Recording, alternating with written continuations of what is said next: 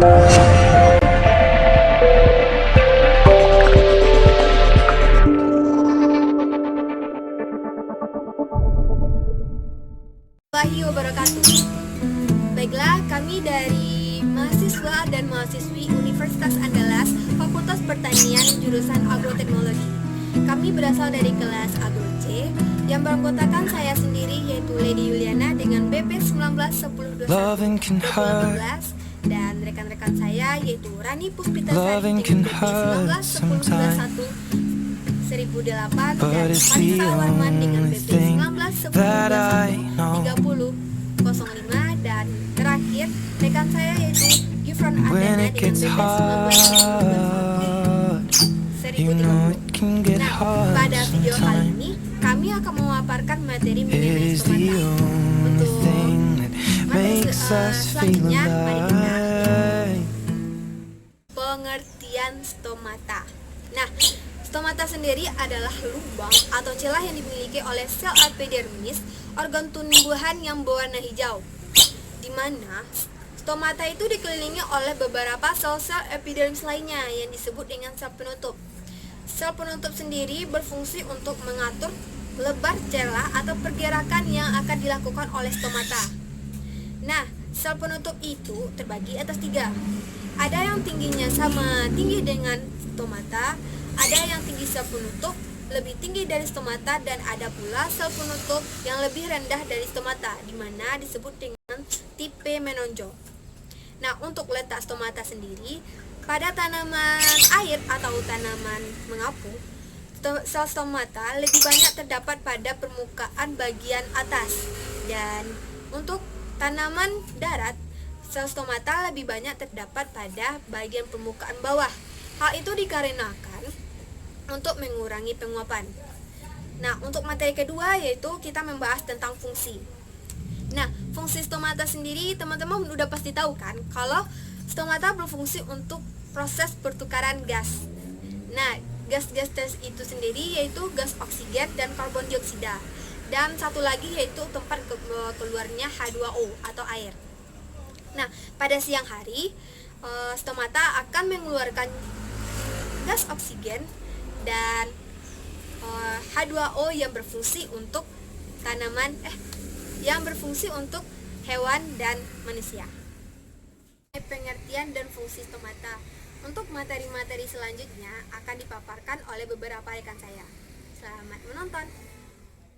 Perkenalkan, nama saya Rani Puspitasari, BP 1910211008. Jadi, kali ini saya akan melanjutkan tentang materi densitas stomata. Densitas stomata adalah kerapatan stomata. Banyak atau sedikitnya stomata dipengaruhi oleh kerapatan atau densitas stomata. Kerapatan stomata juga dipengaruhi oleh ukuran stomata. Jika semakin kecil ukuran stomata, maka semakin besar pula nilai kerapatannya. Jika jumlah stomata semakin banyak, maka laju penguapan akan semakin cepat. Laju penguapan akan maksimal jika jarak antar stomata 20 kali diameternya. Tipe-tipe stomata berdasarkan sel tetangganya dibagi menjadi ada 4 tipe. Yang pertama ada tipe anomositik, adalah tipe sel tetangga yang memiliki kesamaan bentuk dan ukuran dengan sel epidermis di sekitarnya. Nah, yang kedua ada tipe anosositik, yaitu sel penutup dikelilingi oleh 3 buah sel tetangga yang ukurannya tidak sama. Yang ketiga ada tipe parasitik, adalah tipe sel penutup yang didampingi oleh satu sel tetangga atau lebih yang sumbu panjang selnya sama dengan sumbu sel penutupnya. Yang keempat ada tipe diasitik, yaitu tipe stomata yang dikelilingi oleh 2 sel tetangganya.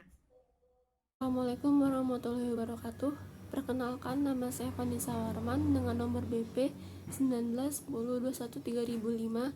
Di sini saya akan menjelaskan 3 materi. Maaf, saya dari Agro C. Materi yang pertama itu adalah tipe stomata berdasarkan letak penebalannya pada sel penutupnya. Yang pertama itu tipe Amaryllis. Tipe ini bentuknya seperti ginjal, dinding perut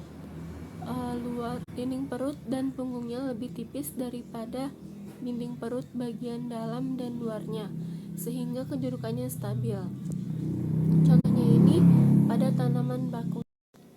Baik, yang kedua itu adalah tipe Gramineae.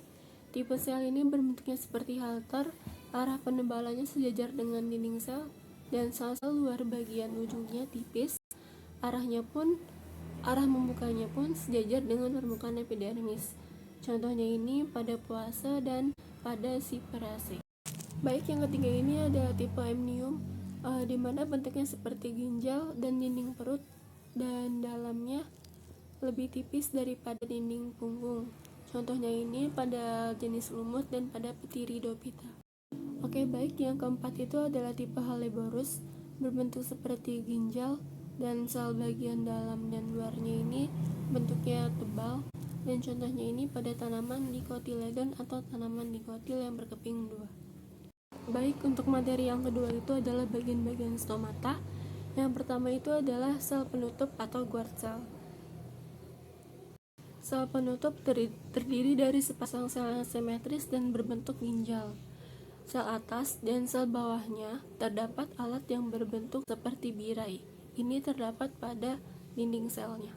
Yang kedua itu adalah celah atau poros. Di antara kedua sel penutup nanti akan terdapat celah atau poros yang merupakan lubang kecil. Bagian yang ketiga itu adalah sel tetangga, merupakan sel-sel yang berdampingan atau berada di sekitar sel penutup, atau dapat juga dikatakan mengelilingi sel-sel jaringan penutup. Bagian yang keempat itu adalah ruang udara dalam, merupakan suatu ruang antar sel yang besar yang fungsinya ganda untuk fotosintesis, respirasi, dan juga transpirasi.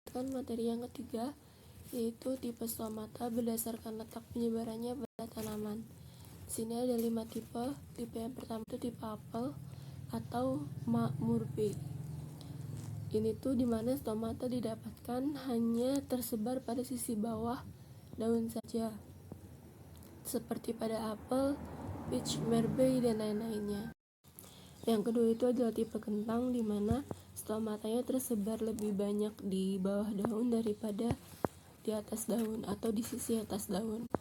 Jadi contohnya itu pada kentang, pada buncis, pada tomat, dan lain sebagainya.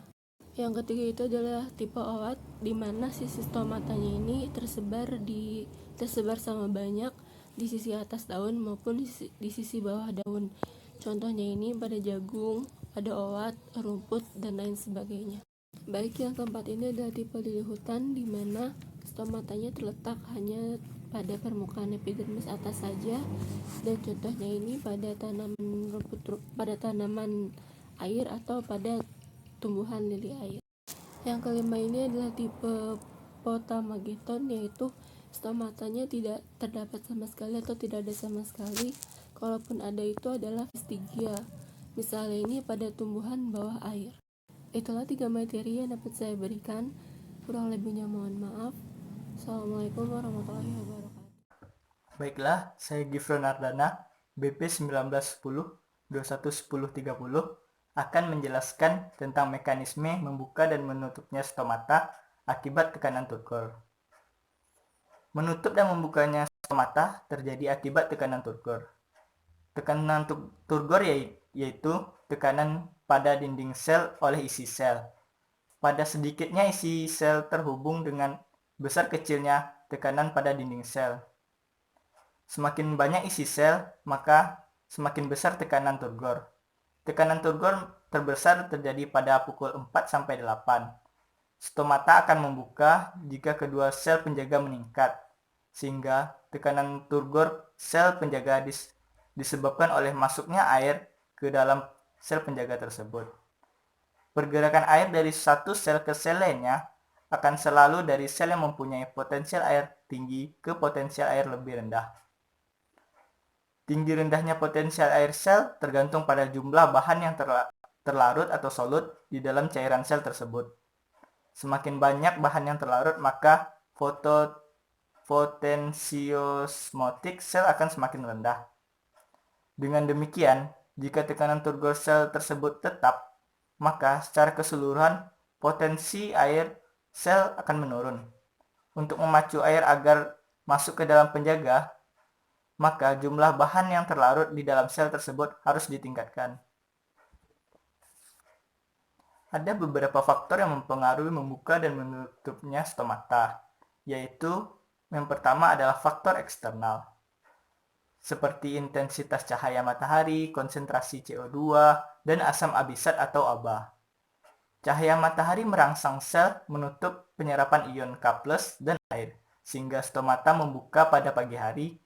Konsentrasi CO2 yang rendah di dalam daun juga menyebabkan stomata membuka.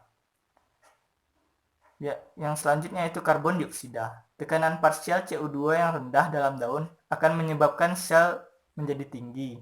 Pada pH tinggi 6-7 akan merangsang penguraian pati menjadi gula, sehingga stomata akan terbuka.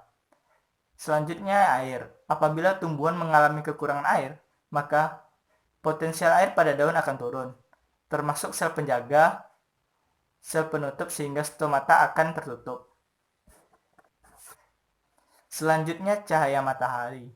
Cahaya dengan adanya cahaya, maka fotosintesis akan berjalan, sehingga CO2 dan daun akan berkurang dan stomata terbuka. Yang selanjutnya yaitu suhu. Naiknya suhu akan meningkatkan laju respirasi sehingga kadar CO2 dalam daun meningkat. pH akan turun, stomata akan tertutup. Dan yang faktor eksternal yang terakhir yaitu angin. Angin berpengaruh terhadap membuka dan menutupnya stomata secara tidak langsung. Dalam keadaan angin yang bertiup kencang, pengeluaran air melalui transpirasi seringkali melebihi kemampuan tumbuhan untuk menggantinya. Akibatnya, daun akan mengalami kekurangan air sehingga turgornya turun dan stomata akan tertutup. Faktor yang kedua yaitu faktor internal atau bisa disebut jam biologis. Jam biologis memicu serapan ion pada pagi hari sehingga stomata membuka, sedangkan malam hari terjadi pembebasan ion yang menyebabkan stomata tertutup. Baiklah, sekian penjelasan dari saya kembalikan ke moderator. Itulah sedikit paparan materi mengenai stomata dari kami. Jika ada kesalahan dari kami dalam pengucapan maupun penyampaian materi, kami mohon maaf. Wabillahi taufiq wal hidayah. Wassalamualaikum warahmatullahi wabarakatuh.